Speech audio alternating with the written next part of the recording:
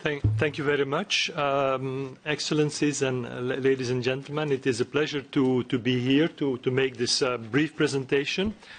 It's quite a challenge after such a rich presentation in terms of really very concrete and useful things to pursue. And having seen all that food also made me hungry. But so I'll do my best. My presentation, next slide please. My presentation is a bit more general. As the chair has said, I was involved with launching Global Climate Change Alliance. And I think a presentation there really fits well here, because what was the objective? The Global Climate Change Alliance was launched in 2007 at the Bali COP. So Bali is a small island. It's part of a larger state, but it's a small island. And it was meant to work to the World Alliance, to work to build a closer cooperation between the EU and the developing countries most vulnerable, particularly LDCs and SIDS. So the SIDS were singled out as the target group. There are two pillars, and let's say the equally important. The one is to deepen the climate policy dialogue, and the other is to step up the additional support. So there is a financial side and there is a policy dialogue side. The policy dialogue side is, of course, there's a political thing behind, and I'll come back at the end. In a sense, the EU position in the climate negotiations has been the most, let's say, progressive among the industrial countries and still is today. But it doesn't always get the support. Let's say those who really will most likely and soonest and most to the largest extent suffer from consequences are SIDS and LDCs. So there is a logic in a closer alliance in the negotiations. So that's the logic of the dialogue. So under this dialogue, we have been able to reach joint declarations. I'm not going into details. There is no time. The joint declarations can be found on the website.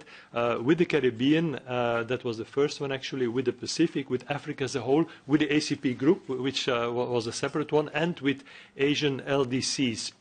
We're also having a dialogue at national level where this is possible. Next slide, please. So in terms of the support component, the financial component, there are 5 priorities, but the first one is let's say, the most important one, is a priority for adaptation. It refers to the what's called the NAPA, and the acronym that stands for National Adaptation Programs for Action, which are made for many countries, all LDCs practically now. So that is used. It's also disaster risk reduction, because increasing number of disasters have been observed to be climate related. So that's an important component. Reducing emissions from deforestation is another component. In a sense, can be also nicely linked to some of the ideas on agrotourism and so on of the previous speaker. Participation in clean development mechanism, which means, in a sense, using potential for emission reduction, that is also taking place. And finally, integrating climate change in the overall development strategy. What have we achieved in terms of finance so far? The first bit there is coming from the EU budget and Environment Natural Resources thematic program.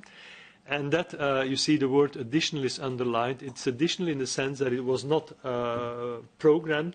It was with specially, I mean, you know, the budgetary authority in the EU is complex, the member states and the European Parliament, but it is above what was initially foreseen. So in fact, the budget of this ENRTP has been increased by this amount. Member states contributed, some of them very quickly, Sweden, and some of them in a very large amount, in this case Ireland, and a few others as well. We would have wished more contribution from Member States, I've come to that. But then there's also a link in GCCA, Global Climate Change Alliance, with intra-ACP funding. I will not really explain that now unless there would be questions. But those, particularly this first component, this 40 million, are mostly regional activities. And there are the 2 regions, let's say, which have the most island states, the Caribbean region and the Pacific, are both having a sizable component out of that program. And that is now ongoing. The Caribbean one is involving the 5 Cs institute in Belize.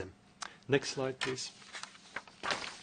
So we had an issue of when we started the initiative of priority, and because of course the budgetary possibilities were limited, and so we looked for in the literature and for ways, and it was not that easy. And in a sense, it's a little bit linked to the previous discussion on criteria and so on. This idea, we try to sort of select, in a sense, among these 75 LDCs and SIDS combined. Now, what we did in a pragmatic way was we used a combination of 3 elements: poverty, GNP per capita. In a sense, we could have improved that by using the purchasing power parity, but we didn't have that so readily and comparably available for all the LDCs and SIDS, because, by the way, it's not always easy to find comparable statistics for that cover all the SIDS. Some statistics are more easily available for larger countries. I mean, this is, in a sense, it's one of the structural problems of SIDS, that their statistics are not always easily available. And then the second one, climate-related vulnerability, frequency floods, droughts, storms, share of agriculture. I think that's an important one also. Population living in risky areas, and vulnerability because of coral reefs that are highly vulnerable, or glaciers. I mean, Bhutan is an LDC that has many glaciers. And the third one was let's say, how active the country is in the negotiations, whether a NAPA has already been prepared, so more policy stance. Next slide, please. So this led, in terms of concrete support, to roughly what is on the slide. There's also a facility created and put in place now, very active and supporting the preparation of programs and so on, the GCCA support facility. And then, as the ambassador already indicated, there was a selection of 4 sort of countries to start the initiative, of which 2 are SIDS, Vanuatu and Maldives. And I like to mention an anecdote, because at that time, 2008, 2009, we had a very active group of 4 ambassadors, including our chairperson, who were sort of really pushing the Commission to get its act together and to start implementation. And we refer to this G4 group as being very helpful. Then 2009, 2010, we have a larger group of countries. The SIDS are underlined there: Belize, Guyana, Mauritius, Seychelles. Next slide, please. And we could broaden this in 2011 with other LDCs and SIDS: Samoa, Solomon Islands, a group of states, specific states, and then currently work is ongoing for Timor-Leste and the small islands in the Caribbean, the Eastern Caribbean states. That program we are preparing. Achievements so far. I do think we have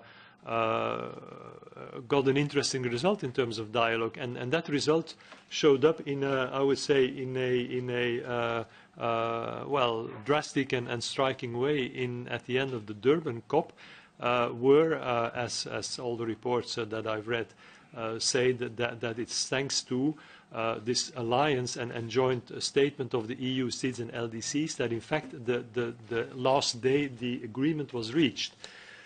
So I think it's important to notice that SIDS and LDCs, but particularly SIDS, can reach something in cooperation with the EU. Of course, the battle is not over, because the Durban platform for enhanced action needs to work for an agreement, and the details still need to be filled in by 2015. So the alliance needs to stay in place, I would say, is very important. Increased cooperation with SIDS. I cannot go into the details of these programs, but some very interesting ones, like with Guyana, where the program actually works on protection of the mangrove as a way of flood protection. So it is a very ecological way to protect the town Georgetown. But also it's linked to, I would say it's linked to agrotourism because, and produce, because there is also honey production taking place, which can of course be sold as a nice product, not only from that region but from other countries. So I would say these general climate discussions are also linked to very practical livelihood issues. Something I want to say on that success so far is that we have made an effort to use budget support as a modality to implement. It's not always easy, but I mean some countries it has worked already very well. In Mauritius, in Seychelles, it's now ongoing in Solomon Islands, Bhutan, which is not a SIDS but which is a very vulnerable country. So this budget support and linked to the policy and linked to what the policies are of the government, we think is a very, let's say, it's a good way to respect the principles of good cooperation. Next slide, please. And next steps. Well, as I told you, we have had a good cooperation with some EU member states. We still would like to broaden that a little bit. We find that there is at the moment still a kind of dispersion of climate initiatives and a bit confusing, and some, let's say, some more positioning of the EU is welcome. We will continue the policy dialogue. I told you that the Durban COP was very interesting in that respect. It's certainly something to be built upon. We need the success of the concrete projects. Some of them, I think, I was really struck when I saw recently that in comparison to some other initiatives, because you know there's a lot going on, that the so-called the pilot program for climate resilience, which some of you may know, but the pilot program for climate resilience, which originate at the same time, there's a lot of pledges, but in terms of disbursement and decisions, it's very is much slower than GCCA.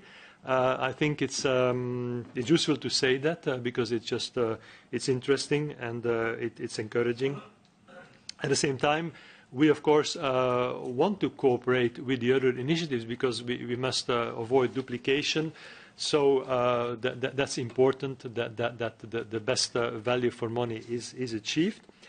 And of course, we are keen to use the development cooperation, because let's say with this climate change, there are a lot of new actors are coming, and I would say some of these do not have the development experience that let's say development community has, and therefore to bring in that development angle and that experience from rural development and so on and from all this is important.